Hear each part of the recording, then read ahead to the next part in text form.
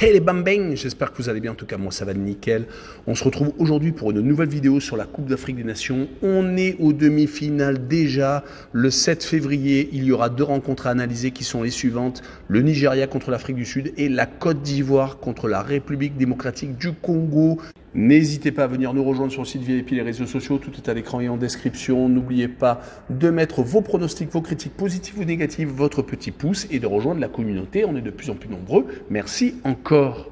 Et on commence par le Nigeria contre l'Afrique du Sud. Les Nigérians sont assez incroyables. 4 clean sheets consécutifs dans une compétition qui est quand même assez compliquée. Ils ont pris un but d'entrée de jeu contre les Guinées équatoriales. C'était lors de la journée initiale, lors de la première rencontre de la phase de groupe.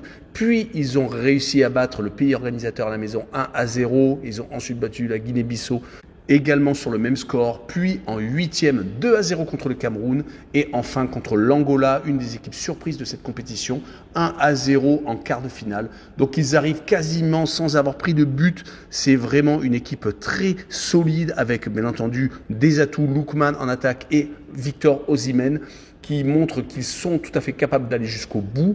Ils avaient pourtant préparé de manière assez moyenne la Coupe d'Afrique des Nations avec par exemple en match amical une défaite contre la Guinée et lors des qualifications pour la World Cup, 2 matchs nuls plutôt décevants contre le Lesotho et le Zimbabwe. Mais ils ont dû trouver les ressources pour se ressaisir et c'est ce qu'ils ont fait. Et ils vont jouer contre l'Afrique du Sud qui ne prend pas beaucoup de buts non plus, qui a réussi à faire 4 clean sheets consécutifs contre la Namibie et contre la Tunisie en phase de groupe. Ils avaient pourtant perdu 2-0 contre le Mali lors de la journée initiale, mais en 8e, ils ont sorti un des favoris, le Maroc, 2-0 et ils sont passés par les pénaltys pour éliminer le Cap-Vert en quart de finale après avoir fait 0-0 pendant le temps réglementaire.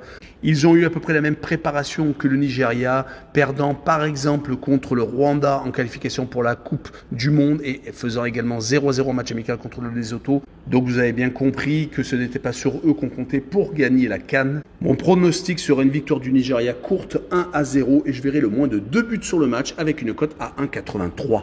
Et on enchaîne avec la seconde demi-finale le même jour, le 7 février, avec la Côte d'Ivoire, le pays organisateur, contre la RDC. Le pays organisateur est vraiment passé très proche de l'élimination au premier tour, faisant une victoire contre la Guinée-Bissau et perdant 2 fois, dont une humiliation contre la Guinée équatoriale. Ils n'ont pas réussi à marquer lors des 2 derniers matchs. Peut-être que trop de pression, car cette défaite contre le Nigeria les a stoppés net dans leur élan. Ils avaient pourtant très bien préparé cette CAN avec beaucoup de victoires, que ce soit en match amical contre la Sierra Leone et surtout beaucoup de buts, 5 buts contre cette équipe et également lors des qualifications World Cup où ils avaient battu les Seychelles 9-0 et ils s'étaient imposés en Gambie 2-0. Donc ils avaient le plein de confiance. Peut-être que les matchs nuls contre le Maroc et l'Afrique du Sud en octobre 2023 auraient pu leur mettre la puce à l'oreille, mais la Côte d'Ivoire était quand même vraiment très confiante.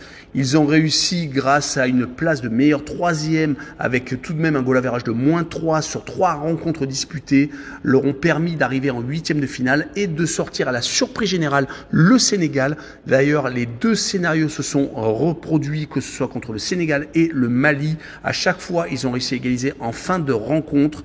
Puis contre le Sénégal, ils ont gagné au pénalty et contre le Mali, ils ont gagné en prolongation, marquant encore lors du temps additionnel des prolongations. Ils se retrouvent donc en demi-finale de leur CAN avec un adversaire en face qui n'a pas perdu encore une seule fois lors de cette compétition. 3 matchs nuls lors des 3 premières rencontres en phase de groupe contre la Zambie, le Maroc et la Tanzanie.